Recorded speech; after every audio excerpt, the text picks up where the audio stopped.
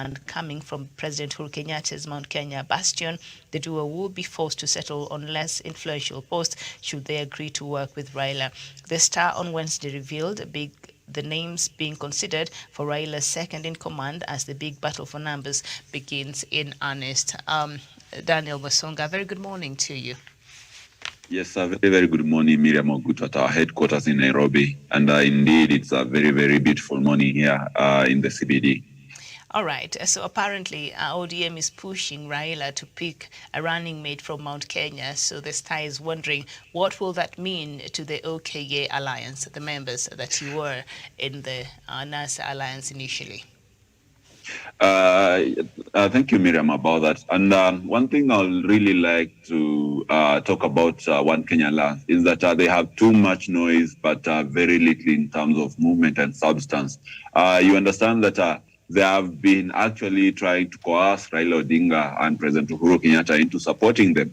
But when you go and get into details and try to look at whatever steps they are making, none of them is really campaigning, apart from Musalia Mudavadi, who was trying to make some entrances into central Kenya, mainly through using church congregation, which were recently banned. There is nowhere else these people could actually be able to gather their masses and be able to be a force to reckon with. So to me, I think these are people who have been living under the shadows and the wings of Raila Odinga. And when left to stand on their own, they cannot be even able to marshal more than 500,000 votes. I believe if they came together, the three of them, that is Musalia Mudavadi, Kalonzo Musyoka, and Moses Wetangula, they won't go past even 700,000 votes, because Musalia Mudavadi, we know the amount of votes, the number of votes he got in 2013 when he stood alone. Kalonzo Musyoka in 2007, you know the number of votes he got nationally. So, and over time, when you go back to their backyards, Musalia Mudavadi only in Western Kenya is only popular in Vihiga, and in Vihiga not all constituencies, because Raila beat him in a number of constituencies in Vihiga, his own home county. When you go to Kalonzo Musyoka, the Ukambani region is actually disintegrated. We have Governor Kivutha Kibwana, Charity Ngilu, Alfred Mutua pulling on different sides, and they all seem to somewhat united against Kalonzo Musyoka. So that's a big chunk of votes. Remember, governors are grassroots leaders who indulge with the grassroots people on a daily basis. Kalonzo Musyoka is never on the ground every day. When you go back to Western province, where in Bungoma rather, where Wetangula comes from, the other time when we had a by-election between him and Muskari Kombo, it called for the unity between ODM, which is a stronger party, actually the most second strongest party in Bungoma County, to come into unity with Ford Kenya for them to beat Muskari Kombo. He was actually being sent home. So that tells you that these are people who are non-starters, people who do not even have a clout to actually maybe convince more than 500,000 people to vote for them. So to me, I think if even Raila Odinga could get someone from Mount Kenya East, let's say like Meru, we have heard about talks going on between the party and maybe some perception rather of having Peter Munya as his running mate. I believe that will be a very good bet, because Mount Kenya East has a reputation of electing even ODM MPs. So I believe if they can give him even just only 500,000 votes, that will be enough push to enable Raila Odinga to ascend to power. But wasting time with Kalonzo Musyoka or maybe Moses Wetangula or Musalia Mudavadi, I think it wouldn't add much into his vote baskets. Because after all, if he wanted support from Mukambani region, he could as well bring together the three governors and they will be able to give him enough share of Kalonzo's vote. If he wanted support from Western, that is something Raila has been getting with or without the two masqueraders. I submit, Miriam. All right, thank you so much. So as we wait for the rest to I see Tawish has already joined. Tawish, if you can hear me, a very good morning to you. Good morning to you, Miriam Ogutu. Good morning to my colleague panelists and everyone who's watching the program in Kenya, Africa, and the rest of the world. It's a pleasure to join this program. Okay. Nice to have you this morning. So the conversation, Tawish, that we are having is that now we are learning that ODM is pushing Raila to get a running mate for Mount Kenya. And so we are wondering, what will that become of the leaders in OKA?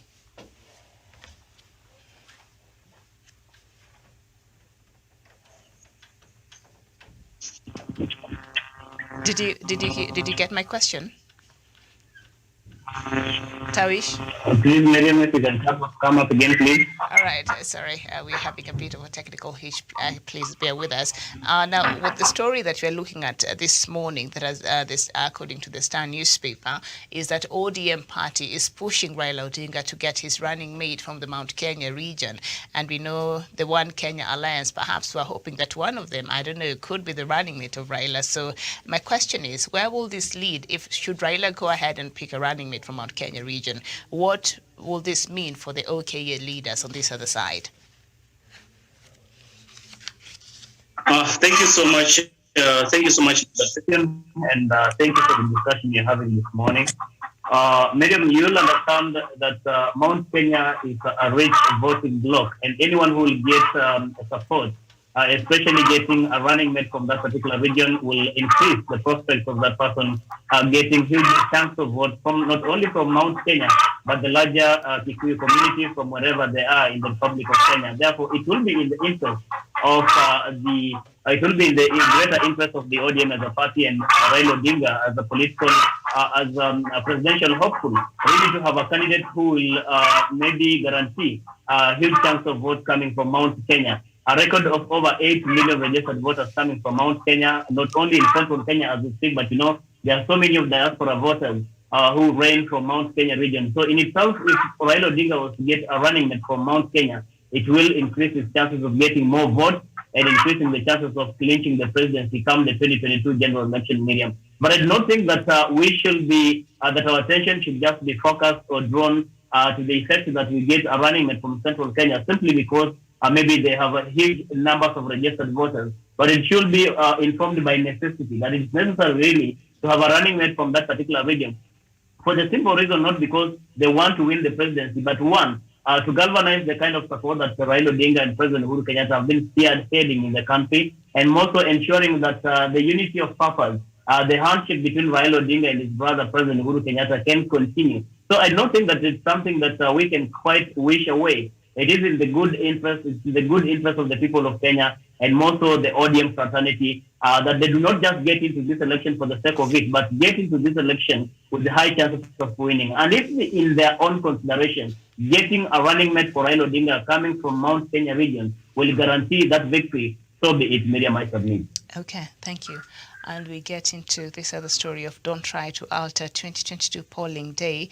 Catholic bishops caution. The story is on page 8 of the Star newspaper. So the Catholic Church has called on the IEBC to confirm the date of next year's general election, rejecting any attempt to alter it. The Church said the persisting speculation about the possibility of postponing the polls was sending confusion signals and creating needless apprehension among people and the political class. There has been reports of efforts to delay the 2022 election to 2023, with former nominated Senator Paul Njoroge said to have filed a petition in court to that effect. He argues that the President Uhuru Kenyatta was substantively sworn into office in November 2017 after the repeat October 26, 2017 election. But the Kenya Conference of Catholic Bishops said the date of August 9, 2022 must not be moved and that the general election must proceed on schedule. Postponing the election will only heighten political tension, anxiety and unrest. The government and the IEBC should come out authoritatively and confirm the date for the next general election and ensure that all constitutional requirements for holding the elections are put in place, KCCB Chairman Martin Kivuva said. Daniel Wasonga.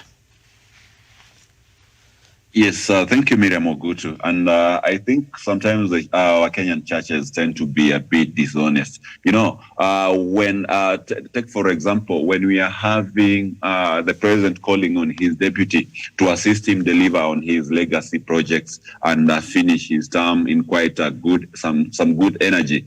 the church was very quiet. And in fact, a majority of the church leaders could make trips to Karen to go and receive some goodies. Some could invite the deputy president to the same Harambee where he advanced his 2022 political debacle. So I think, to me, the church is part and parcel of the mess that we have in this country today. Even as they dictate that IEBC should not alter the election date, they truly understand that Kenyans are not ready for election. Reason being that IEBC has to be reconstituted. We have to do an overhaul of our electoral laws to ensure that we shall give Kenyans a free, fair, and credible election. Without which, if we go to the elections, then that is a recipe for chaos. And the church knows that quite well. So if they will be a bit genuine with themselves and not maybe perhaps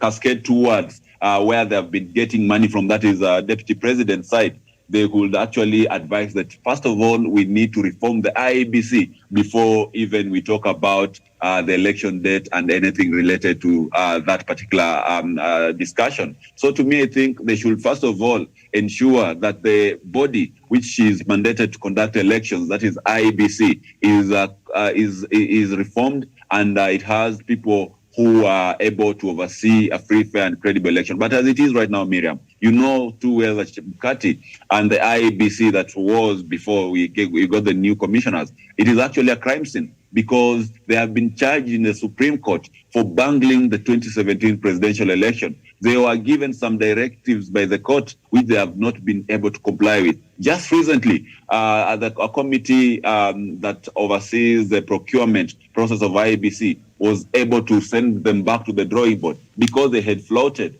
the procurement procedures for the KIMS kit. So that tells you that these are a commission which is hell-bent of maybe thwarting another general election, and it cannot be trusted to conduct our next general election. So I believe, Miriam, that the church should be a bit serious with its decisions. And let me tell you, Miriam, if the church, just recently we heard them say that they do not want politics on the pulpits. So I don't really understand why they themselves they should be so much interested about the politics if they don't want politics in the church. Let them stick to their lane and let the politicians do their work of ensuring that we have free, fair, and credible elections. I submit. Okay, thank you. Etana Wasonga. Sharon Gitonga, good morning. A very good morning to you, Miriam Ogutu, once again, and my fellow panelists. Yeah. So I was just checking if you're there. So the Kenya Conference of Catholic Bishops are saying that we cannot push the August 9th date that we are supposed to be having elections next year. They're saying you can't do that. That will bring a lot of anxiety and confusion to Kenyans. What's your opinion on that? Yes, I think just like my fellow panelist has said, the church is really not being honest with themselves, because if you look at the state that we are in, it's very clear that we are not we are not well prepared for the incoming election that is in less than an year's time. First of all, when you look at the systems, have the systems really been improved from what we had last year? We had so many. In the last elections, we had so many cases of rigging. So could the IEBC really stand firm and say that these systems are improved? Again, when I look at the commissioners that were, this is on a personal opinion, when I look at the commissioners that were just sworn in last week, can clearly tell that they have the will, but they do not have the capacity. So I think the church should just be honest with their stand, and from whatever that they are saying, it's very clear that we are not ready for election. So I do not agree with the said statement. All right. Samuel Tawish, postponing the election will only heighten political tension, anxiety, and unrest. That is according to the Kenya Conference of Catholic Bishops. So they say don't even think about postponing the elections from next year.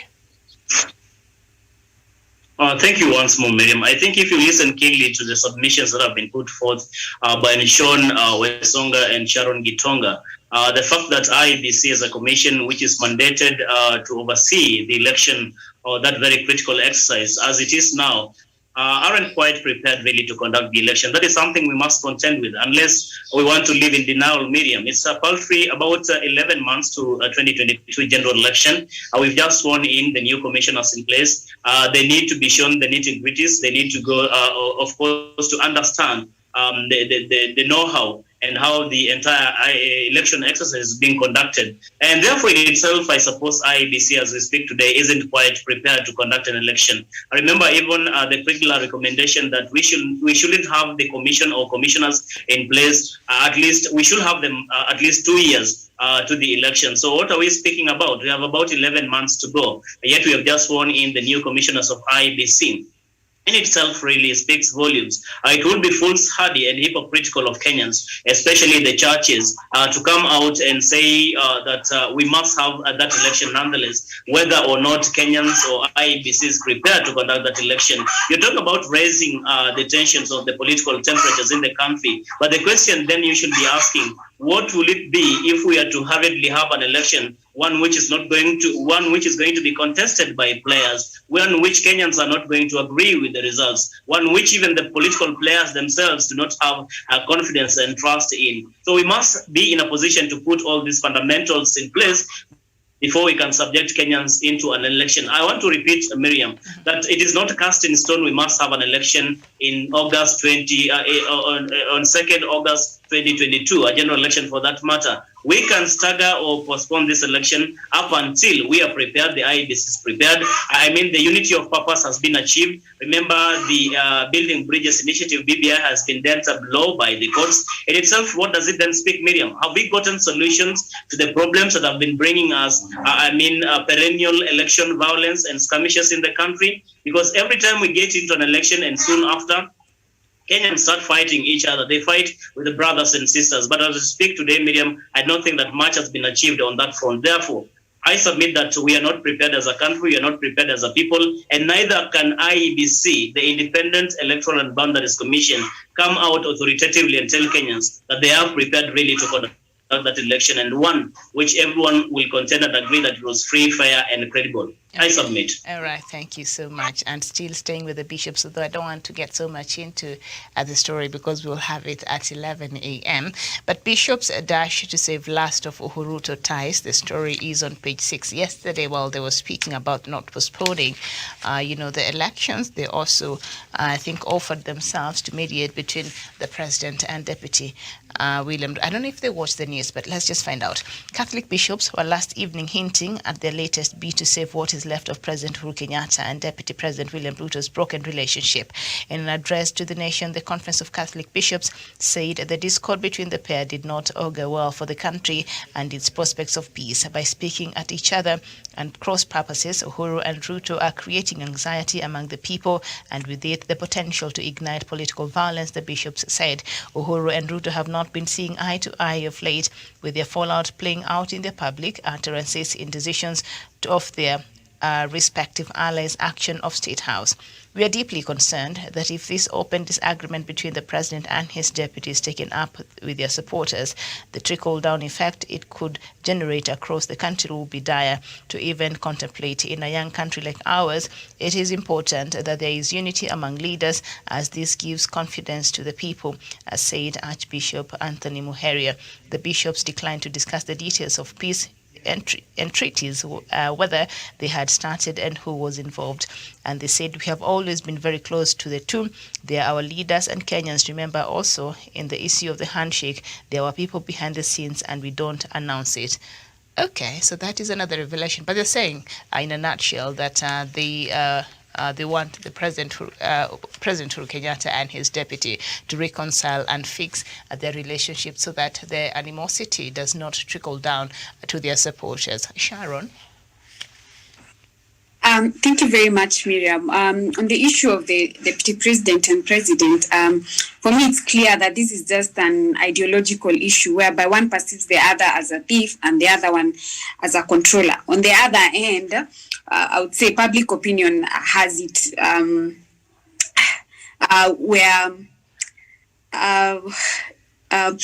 what I would say is that the church is already doing a good gesture to promote peace which is their role.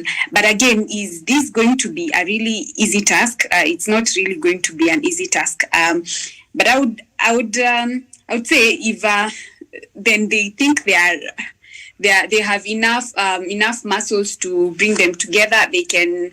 I already think it's a good gesture. So I would wish them not to give up and continue pushing towards this, because at the end of the day, we need peace and we need continuity. Yeah, so I think it's a good gesture, and as it is, it's not a really good. It's not a really an easy task. But if they can pull it, then I would wish them all the best. Yeah. Okay. All right, me and you both. Daniel Wasonga, is this something that are we likely to see President Uhuru Kenyatta and DP's relationship go back to what it used to be? Thank you, Miriam. And I'll really draw my analogy from the medical field. They say it is easier to treat a disease at its beginning stage rather than leaving it to go into a terminal stage. Then you try to maybe offer medication or maybe a procedure to heal it. So to me, I believe President Uhuru Kenyatta did not start having problems with his deputy today, but as early as late 2017, early 2018. That is before he had the handshake with former Prime Minister Raila Odinga. And this was due to the deputy president's unrelenting ambition of starting politics, early, premature 2022 politics, and also the rampant corruption that had been witnessed in the first time of the Jubilee government administration, and also the question of ethnicity. You understand how unbalanced the cabinet was, in as much as the president was trying to give it some way of a collected cabinet, where he, on his side, the 50% that was on his side, he tried to choose at least diversified personalities from different parts of the country. But we saw what the deputy president did, and that was to be preceded with very, very abrasive corruption in the ministries that the deputy president controlled. So therefore, there was a problem since the first term. But the church was not there to reach out. The church did not even tell the deputy president, see, on your side of the cabinet, you haven't shown us a true picture of the Kenyan people's diversity by appointing people from different tribes when he was having more than 5 Kalenjins into his cabinet. No one talked about it. In fact, the church was so much close to him in that they were getting monies for Harambes, and they were not seeing that. So to me, coming to calling for truce between the president and his deputy, when the president is only remaining with less than a year to focus on his legacy projects, I think it is the highest level of hypocrisy once again from the church. I submit. All right. Thank you so much. Samuel Tawish, Daniel Wasonga thinks that the Catholic bishops calling on to mediate between President Uhuru Kenyatta and the DP is the highest form of hypocrisy yet again from the church. I don't know, what are your thoughts?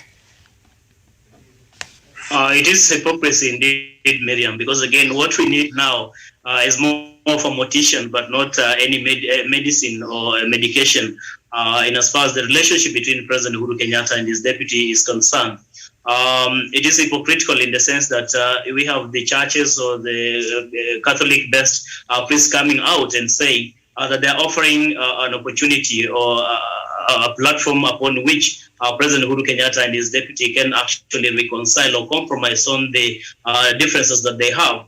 The question we should be asking ourselves is that we've seen the churches mostly even offering platforms and podiums, even most of the times the pulpit that Deputy President William Ruto has been using to undermine, to belittle, and sometimes even insult President Uhuru Kenyatta directly through himself, and sometimes even through the proxies. But you've never seen any priest actually come out and say, or even castigate Deputy President William Ruto and remind him of the respect for the leadership, respect for the boss. We've never seen them do that. But now that the relationship has deteriorated completely, it has gotten to a level of no reconciliation. They're now coming out, of course, purporting to want to strike or help to strike a truce between the two leaders. Miriam, we should understand where do the differences between President Uhuru Kenyatta and his deputy stem from. One is about the fight against corruption. When his boss, President Uhuru Kenyatta, has been at the forefront calling upon the leaders elected, especially to help him in in the fight against corruption. Deputy President William Ruto has been on the forefront, really undermining the fight against corruption. When you talk about unity of purpose, bringing Kenyans together, the Deputy President, instead of supporting President Uhuru Kenyatta on this initiative, has been opposing it. There are so many other things. When you talk about, for instance,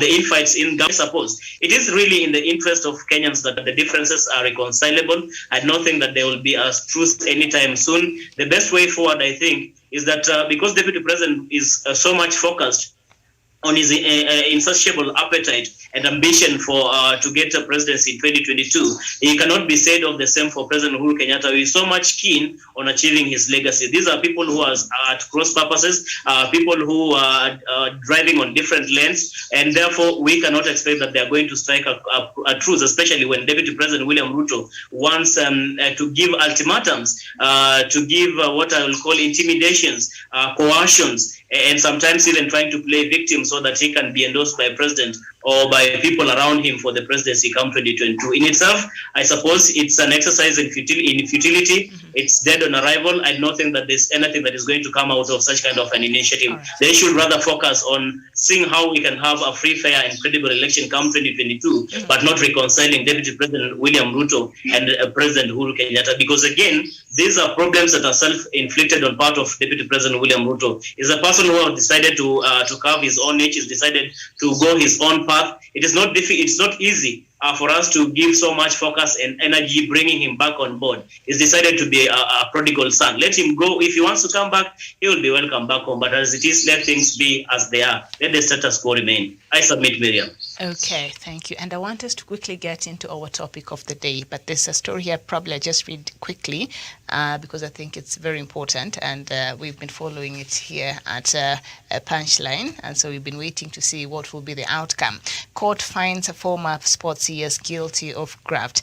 The 42 million Kenya shilling scandal of the 2016 Olympic Games in Brazil came back to haunt former sports CS Hassan Wario, who has been found guilty of abuse of office.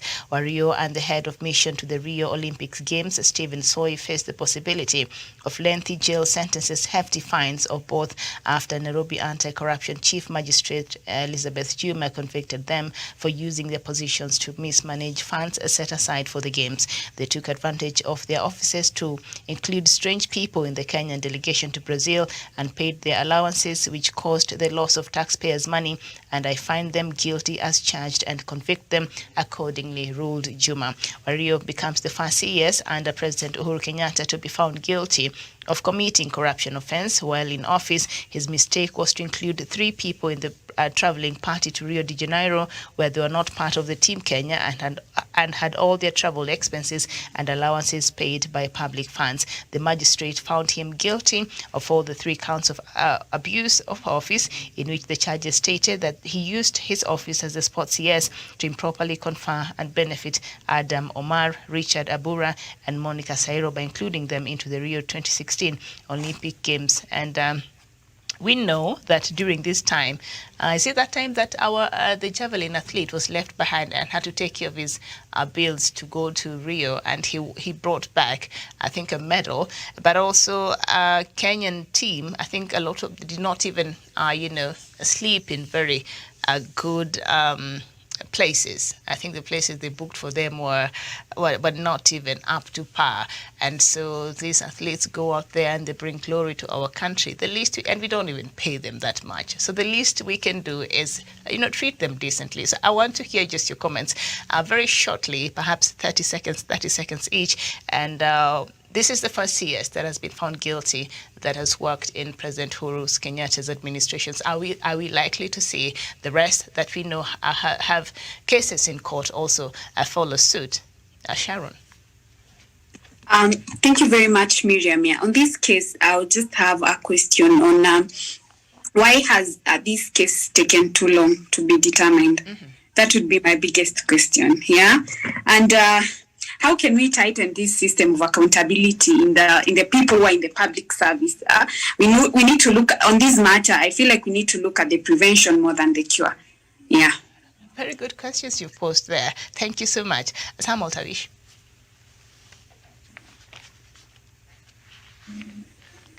All right, Daniel Wasunga. Miriam, I suppose this is a very big achievement, contrary to the disappointment that Sharon Gitoga is registering over there as regards to the delay on this matter. I think it is it's kind of a relief to Kenyans. It's kind of giving hope to Kenyans that maybe at long last the fight against corruption has really kept the momentum and it's scaling the heights, that we can get to a level of actually of course, even jailing these senior government officials who are involved in corrupt activities. That in itself also demonstrates clearly the will and commitment by President Uhuru Kenyatta's administration that they will not influence or try to intimidate or coerce the courts or the wheels of justice to favor those who are in power or those who are in office or those who are serving in his administration. And remember, Miriam, the mess that Wario created in Rio is something that disturbed the minds of Kenyans for a very long time. I remember even the performance. I mean, it is something that was widely spoken about. And every Kenyan was calling for justice. They are calling for the people who are involved in swindling these monies, or rather misappropriation of these monies. Because again, if these monies were meant to help the athletes who had gone to De Janeiro, what happened with these monies? If the people who went there were not for the purpose of the intended activity, then I think the minister that was in charge should be held accountable. And I'm very happy that at long last the courts have made their verdict. But much as it's a bit late, but I don't think justice has been compromised, that at long last we may find that Wario Hassan is going to find himself in jail. Nothing short of that. I submit, Miriam. All right, thank you so much. And I think it is during that time that also the keys that were donated to the Kenyan team by the Nike company, some of them were, I think, got lost or... yeah. Go ahead, Daniel, quickly. Yes, thank you, Miriam. First and foremost, that is a very, very big win for the fight against corruption. And I think, as my brother Tawish says, that actually emboldens the hopes of Kenyans in the judiciary. But that is not enough, as Sharon also says. We need to see more speedy prosecutions of these corruption cases and bringing the culprits to... Let them continue with that kind of momentum in prosecuting the court cases, and Kenyans will actually start building their confidence in the judiciary. But one last question, Miriam. I will ask, why is it that all the allies of the deputy president, because we believe during his tenure he worked closely with the deputy president, and that is when we started seeing these kind of scandals happening. And I believe perhaps even the money was a part of the money that was being dished out in churches and all the social functions the deputy president attended. And you've just mentioned also about the Olympic kits finding themselves in the homes of the officials and all that. That is the highest level of impunity. As a country, we must learn to respect and celebrate our athletes. Today, you find most former athletes in Kenya wallowing in poverty. When you compare that to their counterparts in abroad and other countries, they're actually catered for, not even far away. Here in Uganda, President Museveni has done very well in actually celebrating their athletes. So I think that is a lesson to our leadership. It is also a lesson to those who would want to steal public offers. Let them know that the law will catch up with them either today or tomorrow. Okay. Very well said. Thank you. And we leave that alone.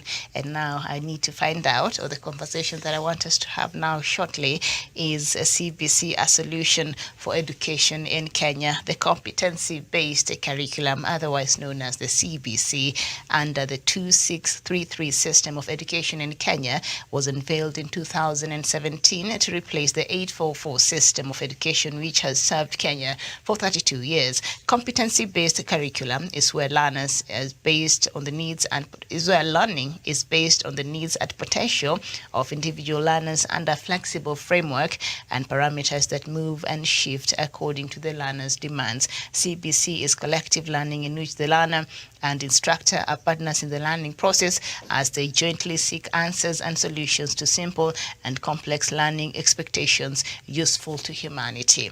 The Ministry of Education has revealed that the new competency-based curriculum will be reviewed in its 5th year of implementation. According to Basic Education Principal Secretary Joan Julius, all concerns raised by parents, teachers and other education stakeholders will be looked into. In 2022, the CBC entered its 4th year when schools opened in August. That means 2022 will be the 5th year, and when it will, that is when it will be reviewed.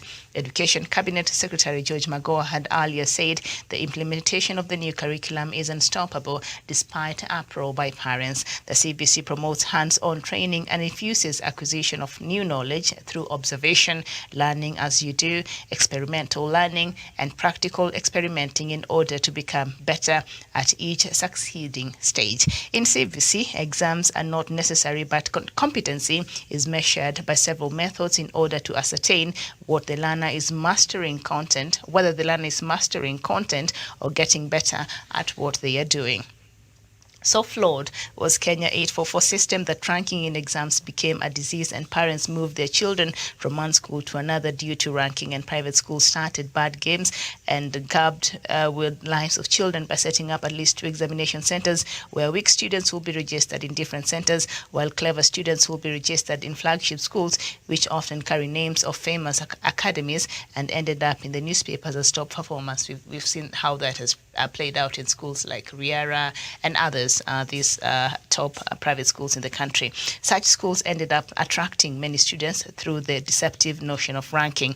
Spaces at national schools were competed for initially on merit but later taken up by corruption. And passing exams was not enough to earn a candidate a place at prestigious national schools, and soon after, many elite public schools such as Kenya High Alliance were filled with children of who is who in Kenya. The school principals became millionaires, where an admission letter was sold for as much as 100,000 Kenya shillings, and the resulting result was that principal used the money to grease the hands of NEC officials in order to be ranked high. NEC developed a system of moderation in which top schools rotated among the top 10 performers for public and private schools. So we saw how that corruption and so many schools and parents were affected, and so that brought us to where we are today, and maybe advice to why we needed a new curriculum that could help in solving these issues and also addressing the current education need in the market and also for the developing world today. So I just want to start with the parent in the house. That will be you, Sam or Tawish. I don't know. My child is in high school, so CBC, mimi nasikia tu. So I just hear parents complaining. I don't know. So perhaps, I don't know, your daughter is a bit young, so I don't know if she started going to school, and if at all she has. What has been your experience with the CBC? Very well. Thank you so much, Miriam. Thank you for that question. I'm also very happy of the new status already that I'm gaining by every elapsing day. Of course, the other day I wasn't a parent. I'm just a young parent now. My kid has already gone to school first term. And I think it's quite a nice experience. There are new things I continue to learn. Some of them which appear new, of course, to me, because I've already gone through, of course, school. But with this kind of new things that are happening, you continue to learn every day. They say learning is a continuous process, and there's no day you will say, now I'm done with learning. You continue to learn every other day. Miriam, on that point, let me get to what exactly we're discussing this morning. As far as the CBC or the competency-based curriculum is concerned. This was a meticulously well thought out kind of curriculum, and I think it involved so many other stakeholders before it came into place. You remember there were a lot of discussions when it was supposed to be implemented, why it was necessary to move away from the 844 system to CBC system. I mean, parents, the teachers, and so many of other education stakeholders were really involved in the discussions towards having a shift from the 844 system into a CBC. And I do not think it is in my position really to castigate or even cast aspersions to the position of the Ministry of Education or the wider education stakeholders as to why this was the most or the best, of course, move to make, in as far as making sure that we are widening the scope of learning in our system here in Kenya. And Miriam, I think for the longest time, most of us who went through, of course, the 844 system, we can't quite say that it hasn't been beneficial, but you see, sometimes we have to adopt into the new changes. We have to adopt into what the world really dictates. And if we are left behind, then maybe we will have to take kids to school, those who will not have market after exiting school, those who will not have anything to do. Remember, most of us who went to school really relied so much on the white collar job. I mean, our minds, and when we're going to school, were just drawn onto finishing school and getting employed, getting into an office, and finally maybe earning a salary. But you see, the competency-based curriculum is a skill-based kind of curriculum that the government has now put in place, where kids cannot necessarily rely on after finishing school that they will have to go and get employed, for example, that you're going to do something that is going to give you a skill, that is going to empower you, that once even you get out of school, whether or not you get a white-collar job, whether or not you get employed into someone's office or into an institution, that you're able to do something for your own benefit and maybe for the benefit of your family. And that cannot happen if you do not have that particular skill. So this particular curriculum looks onto the skill that the learners really have, and they develop that particular skill. If, for example, someone is very good, say, in mechanical engineering, or somebody is good, say, in civil engineering, or is a very good, say, look, somebody who likes becomes like, is more of like wants to become a pilot, then we build up on that particular potential in that particular person. I think this is the best curriculum that this country could ever have. It is something that we should just but support. We don't want to see people actually casting aspersions, people having misgivings about this particular curriculum, because again, Miriam, the government in its good reasoning cannot do something that is harmful or something that is not beneficial for our people, and more so for our future generation. You remember, a future generation is a life of our country, and for that reason, therefore, I don't think that the government of Kenya can do something that is going to wipe away the future generation or the life of this country. So it's the right thing to do, and I submit, Miriam. Very well, thank you. Wesonga, what are some of the complaints that you've heard parents, have since the introduction of CBC, outside of the many books that I know a lot of them are complaining they have to buy? Yes, of course, there has been a complaint about parents doing the homework for their children, and most parents are not very much comfortable about that. But one thing, Miriam, you understand that to be as a parent is not just enough, maybe being by the virtue that your children are using your surnames and all that. As a parent, you should be involved in your children's well-being, in terms of even education, in terms of whatever they are going through life and all that.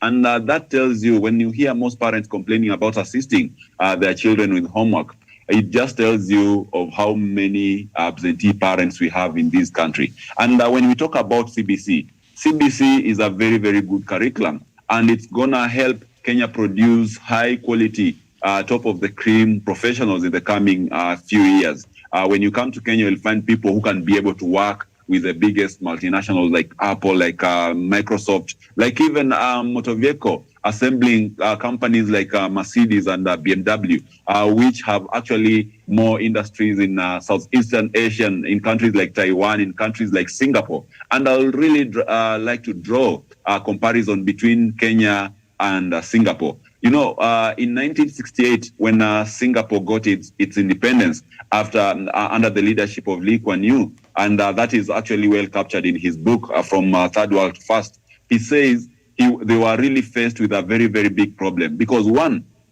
Singapore began just as an island of 800 fishermen. This is a country which is smaller in size compared to Kenya. This is a country which does not have any mineral resource. It does not have copper, it does not have titanium, it does not have all these minerals that we have, oil, it does not have any mineral resources.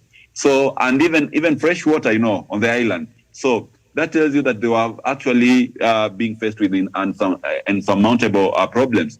Now he looked at the country and he saw a rapidly growing younger population. and he knew there's going to be a problem in the country. What did he do? He looked at the system of education and he realized that most of the Singaporean children were being taught British system, things that do not even resonate with the workplace. They were being taught skills that could not help them into the future. Just like, for example, in Kenya today, I remember during our times, we were taught the year which Vasco da Gama came into Port of Mombasa. How does that help you in your employment area? You are taught about maybe Nyika Plateau and all those unnecessary things, which do not actually, will not end up helping you in your field of employment. So those are things that Singaporeans were being taught. So he implemented a curriculum similar to what we are having today, CBC, where children are taught on a practical basis, hands-on, and even in college level, they are being taught languages like the Mandarin, which could not help them outside maybe Singapore, maybe beyond China. He brought in English, he brought in foreign courses, and he actually sent students to Harvard, students to universities like Manchester, to just learn and be able to acquire skills that the Western world, the center of technological evolution, were teaching their children. And therefore, at the end of the rollout of that particular system in Singapore, when multinationals like Microsoft, like Apple, could go to Singapore and find students who are learning the same curriculum as those ones in Yale University, in Harvard, they will actually find a workforce that was actually equal to task. And he could even actually bring in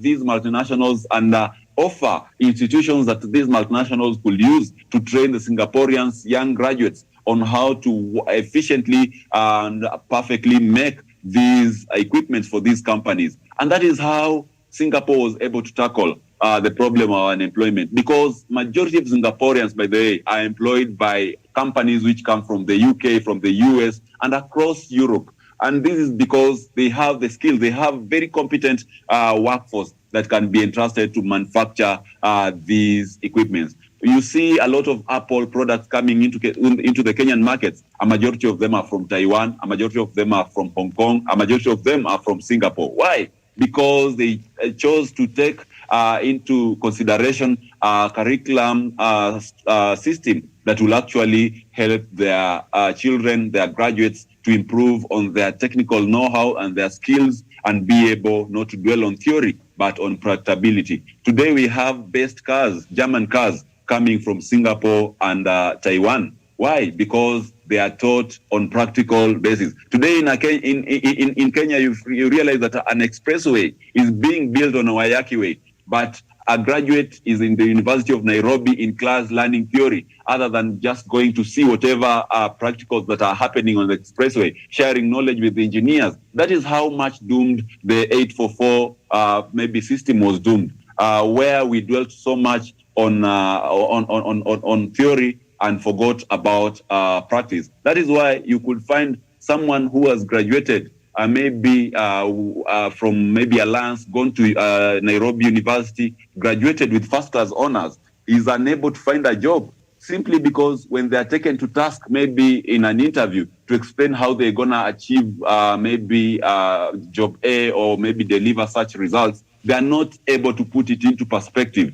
simply because they dwell more on theory, but the world in reality needs the practical bit of it. And that is why most industries, even here in Kenya, they will prefer to employ someone with a diploma than employ someone with a degree. Why? Because technical colleges and TVETs actually dwell more on practical bit of it. And that is where our system of education should be headed to from a very early stage, from even ECD level. And I was sharing a conversation with a friend of mine who was telling me, by the way, it is very much better for you to invest more on your child when they are at a lower level of school, let's say from nursery all the way to lower primary. And this particular friend of mine was telling me, if you take a child in a school like Nairobi Academy, they'll actually be taught on practical things about life. They'll be taught about virtues. And just by that, if you're gonna maybe even decide to take this child out of Nairobi Academy and get them into the nearest public primary school, these kids will have a very strong foundation that will take them through their upper primary, their secondary school, and even up to university. because the foundation, the building blocks of their beginning of studies was based on practical study. Yes, practicality of it. And actually, it was also based on developing the virtues in these students, knowing that this is what society expects of you. And that is what CBC is all about. All right. So therefore, Miriam, me, from where I sit, I think CBC is a good system. However, we need to do away with the excesses. We need to consider areas where maybe parents are complaining and come to a point of agreement and consensus with the parents and all other stakeholders so that we have a comfortable system running. But all said and done, we should not scrap away this particular system because it is the best we could ever have as a country. All right. I don't know what part of 844 you went through, Daniel, but mine, Uko, in the 90s, we had home science, we had arts and crafts, we had music, we had agriculture, we had all these things. So we acquired some bit of skills, I can tell you that much.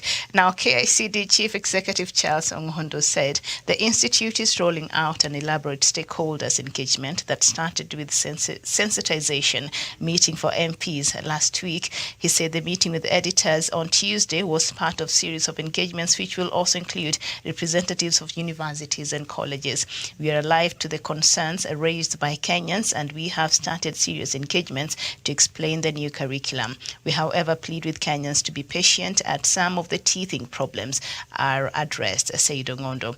As an institute, we are committed to the full and successful implementation of the new curriculum, and we shall listen to everyone's concerns. So I think that will be a good thing, engagement, and just making sure that everyone is on board. Hopefully, will this help in perhaps, for parents to understand fully what's really happening, because a lot of them seems to be complaining too much. The engagement. Tawish, as we conclude. Okay, Tawish is not there. I guess that is where we shall end our show this morning. Thank you so much, Samuel Tawish. Thank you so much, Daniel Wesonga and Sharon Gitunga, who suffered a bit of a technical hitch, but I'm sure we shall be with her at our next show at 11 a.m. Thank you for watching. This has been Good Morning Africa. My name is Miriam Ugutu. Good morning.